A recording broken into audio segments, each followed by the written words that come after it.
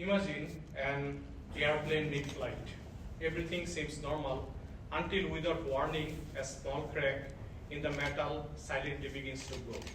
No one sees it, no one senses it, but the structure is already failing. On April 28, 1988, Aloha Airlines Flight 243 was cruising between Hilo and Honolulu when something unthinkable happened. A section of the airplane fuselage tore open mid-air due to crack in the fuselage. One flight attendant was tragically lost and 65 people were injured. This event shocked the aviation world and changed the safety standard forever.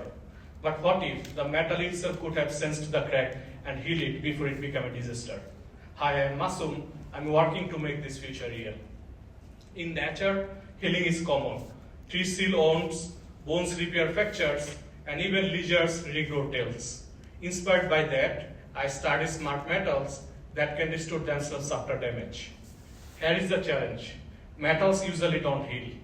Once they crack, they stay cracked, unless you intervene. So I asked, can you teach metal to heal like living tissues do?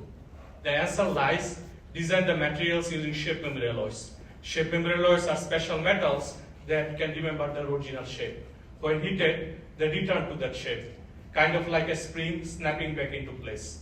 Now, imagine placing these smart metals inside regular one, like embedding tiny springs or tendons inside metal bones.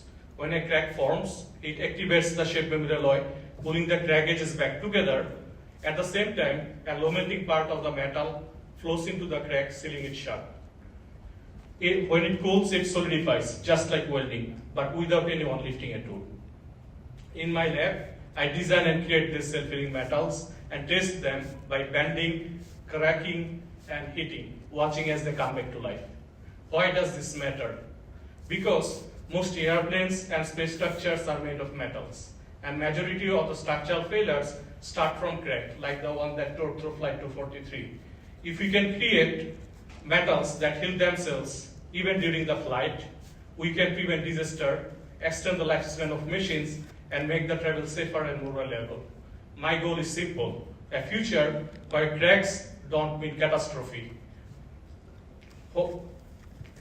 where the metals can do what our bodies do, heal and keep going. Thank you very much for listening.